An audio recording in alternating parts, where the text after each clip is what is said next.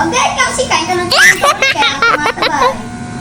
Okay na muna yan, mamaya na yan. Puro chocolate, magulay ka. Chocolate, sumo ko yan, guys. Subuhan mo.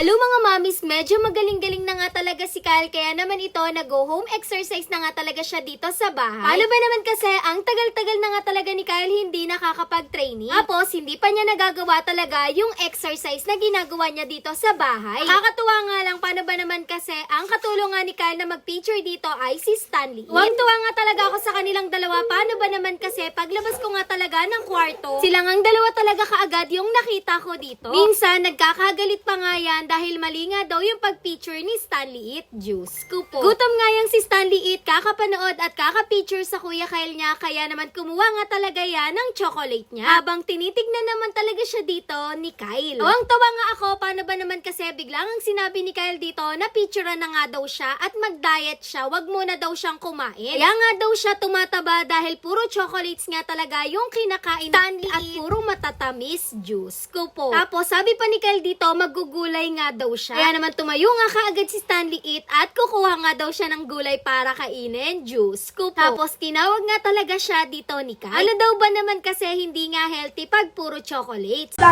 Ay, mami, style mo ko ikaw rin. Bakit? Kina? Okay. Hindi mo.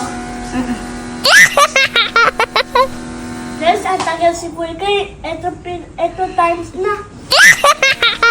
Ang tagal-tagal nga daw ng Kuya Kyle niya dito. Paano ba naman kasi nagta-timer pa nga talaga dito si Kyle? Sakit na nga daw yung siko niya dito, kaya naman kinuha niya yung Stephanie Stanley It para pagpatungan nga. Diyos ko po. Sir pa nga siya dito ni Stanley It. Iinggit nga sa chocolate tapos sinusubuan. Diyos ko po. Kung kinahaponan naman, nagmamadali nga talaga akong lumabas. Paano ba naman kasi tinatawag na nga ako ng daddy ni Kyle na nandito na nga daw sila tatay. Diyos ko po. Ano ba naman kasi nag-jogging pa nga ako niyan, tapos pinaligo ko na nga din pala si Kyle. O na nga lang talaga yung gagaya, kaya naman naghapat na nga lang ako at madaling-madali talaga ako. Bali, nagpasundo na nga lang pala kami dito kay tatay. Tatay pa naman mainipin, kaya naman kinuwento na nga muna ng daddy ni Kyle habang iniintay ako. Iwan na nga pala dito yung daddy ni Kyle at susunod na nga lang daw siya. Nasa likod nga yung kapatid kong si Vince, tapos kami naman ni Kyle nandito sa loob. Birthday kasi nung kapatid kong si Vince nung isang araw, pero wala nga si tatay dahil naka-duty nga. Kaya naman nung umuwi nga si tatay, sabi nga kakain nga kami ng hapunan. Tuwang-tuwa nga si Kyle, paano ba naman kasi makakakain na naman daw siya ng marami. Diyos ko po. Palaging marami naman talaga yung kinakain niya kahit nandito lang sa bahay. Miyak kasi talagang gutom yang si Kyle. Sabi na nga ako dito kay tatay, pati na rin kay Kyle, para nga makapili na din ako. Katapos nga naming umorder, naghintay nga lang kami ng mga ilang minutes. Maya nga dumating na din pala dito si ate, pati na rin si Jet. Tapos kinantahan na nga rin pala namin yung kapatid kong si Vin. Sabi nga niya wag na at hiyang-hiya talaga siya dito. Diyos ko po. Inaasar pa nga talaga ni Kyle yan, sabi nga wag na daw siyang mahiya. Pagkatapos kumain na nga kami dito.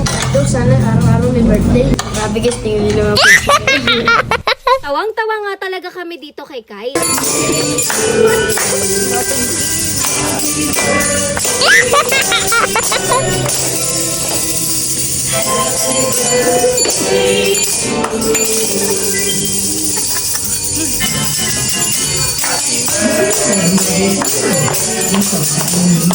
Gulat nga kami dahil bigla nga may tumugtog na happy birthday, tapos kinantahan nga nila itong si Vince. Anong pa nga ako dyan ni Vince kung sinabi ko daw ba na birthday niya? Wala naman kakuha kung sinabi, narinig lang talaga nila kanina. Gustuhan nga din pala ni Kyle yung leche plan dito, kaya naman muntika na nga talaga niya yung maubos. Di kasi masyado mahilig si Kyle sa matatamis, pero ito nagustuhan talaga niya. Halos sila nga lang yata ni tatay ang nakaubos nitong leche plan na to. Pagkatapos nga talagang kumain ni Kyle dito, wala na nga niyang sinabi dito na bill out na nga daw. Thanks for watching. Bye-bye.